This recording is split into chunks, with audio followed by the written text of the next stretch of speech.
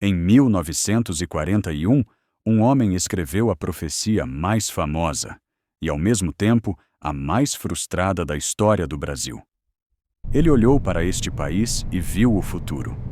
Um futuro de grandeza, paz e prosperidade. Mas existe um paradoxo que assombra a nossa história há 80 anos.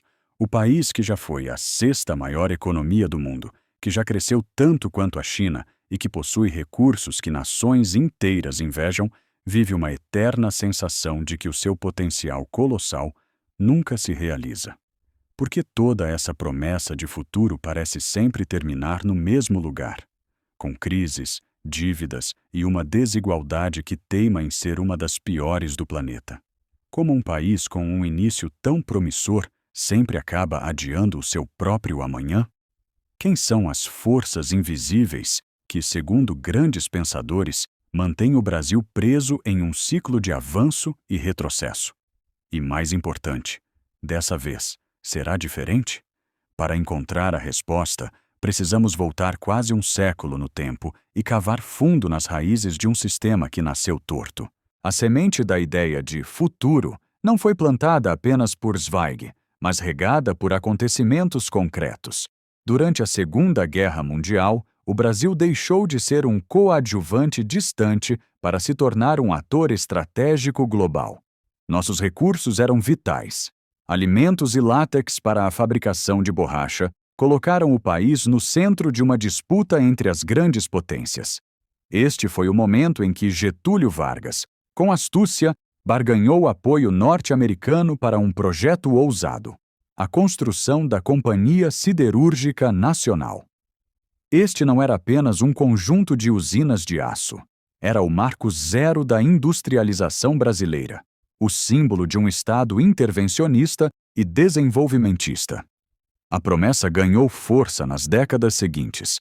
Juscelino Kubitschek e seu plano, 50 anos em 5, materializaram a ambição em estradas, indústrias automotivas e na audaciosa capital, Brasília. O país acelerou na pista do progresso. E então veio o auge. Entre 1968 e 1973, o mundo assistiu ao chamado milagre econômico. A economia brasileira crescia a taxas chinesas, beirando 14% ao ano. O PIB explodia. Parecia que o futuro finalmente havia chegado. Esse ciclo de otimismo se repetiria nos anos 2000. Impulsionado pelo voraz apetite da China por commodities, o Brasil surfou uma onda de prosperidade. Deixou de ser devedor do FMI para se tornar um credor, acumulou reservas internacionais monumentais e, em 2011, alcançou a marca de sexta maior economia do planeta. O país do futuro, mais uma vez, parecia pronto para assumir o seu lugar. Mas eis o padrão que define a nossa história. Cada pico de euforia é inevitavelmente seguido por um abismo de crise. A dívida externa dos anos 80, a hiperinflação que chegou a 2.400% ao ano. A década perdida.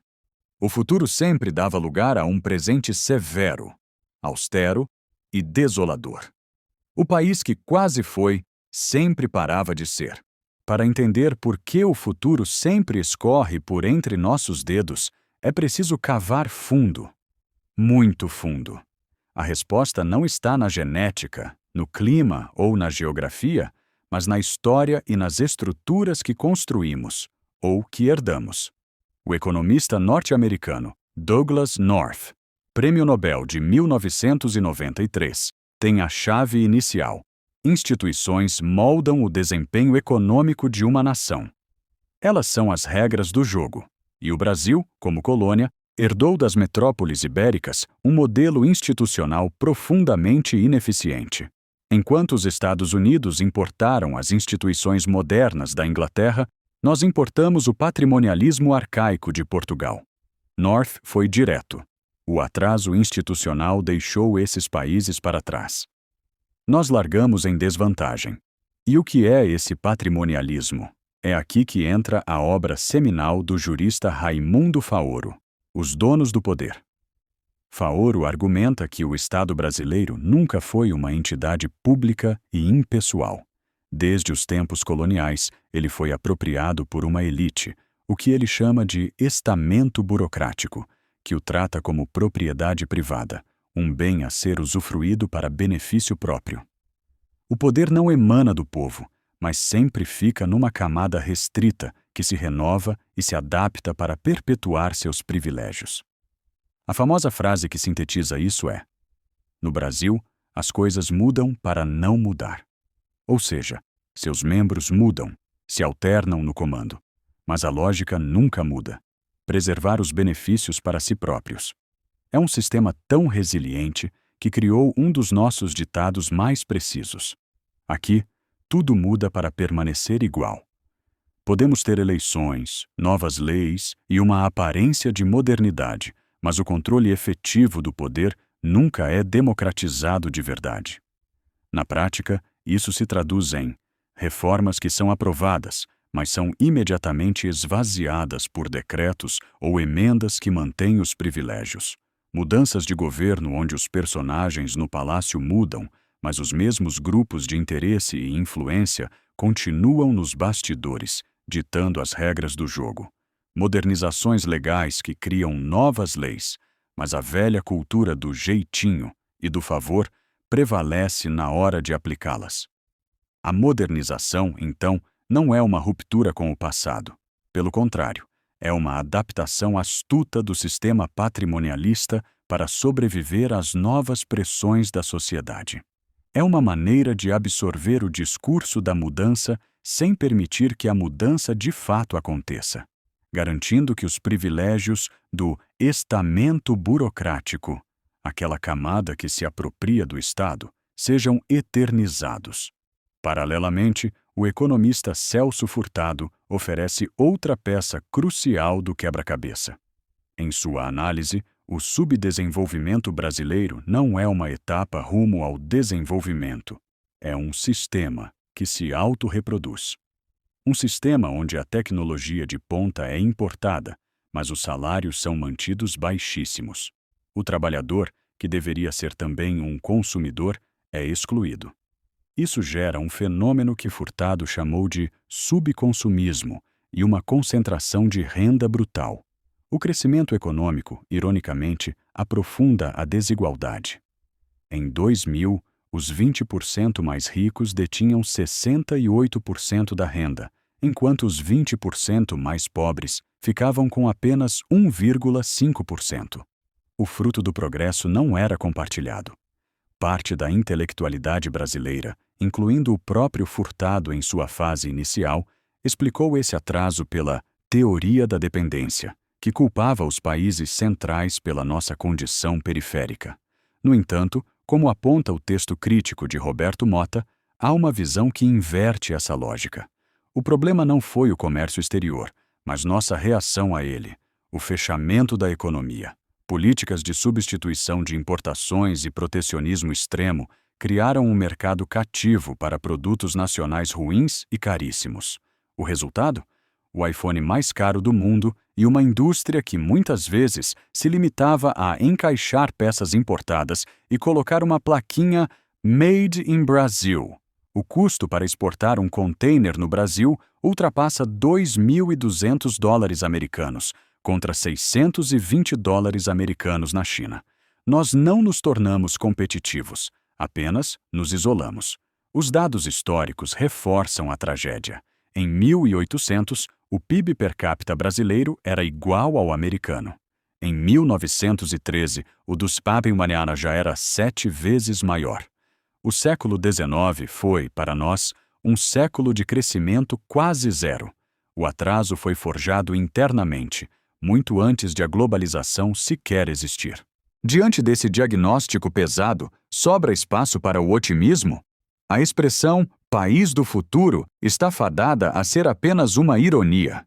Um olhar macro, como o do consultor Júlio César Marcelino Júnior da FIESC, revela que, apesar dos erros, mais acertamos do que erramos. Temos razões para um otimismo realista. É inegável, o Brasil possui vantagens comparativas que são a inveja do mundo. Somos uma potência alimentar e energética global.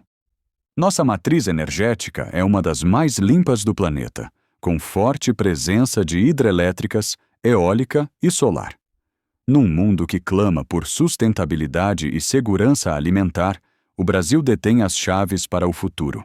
As próprias crises globais, a tensão EUA, X, China, a guerra na Ucrânia, a transição para uma economia verde, abrem janelas de oportunidade únicas para que nos tornemos fornecedores essenciais de alimentos, energia e minérios.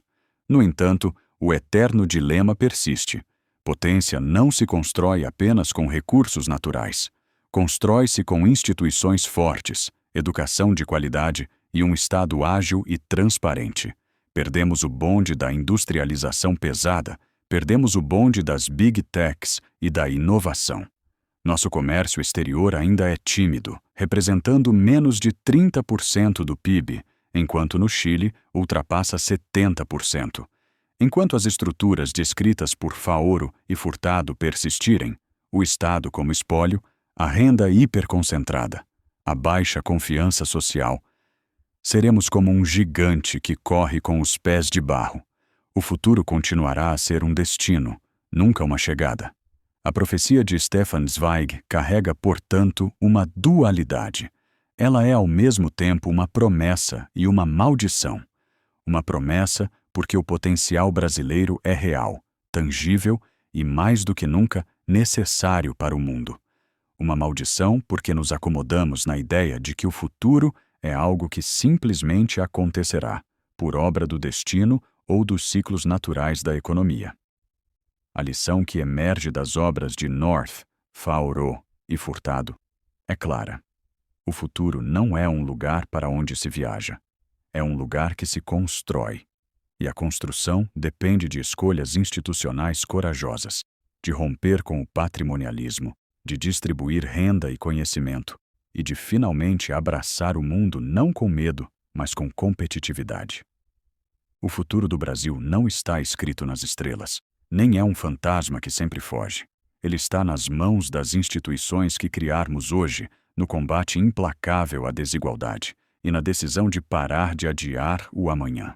O país do futuro não é aquele que espera pelo seu destino. É aquele que o conquista. A pergunta que fica é: desta vez, vamos finalmente construir esse futuro ou vamos continuar apenas herdando o atraso?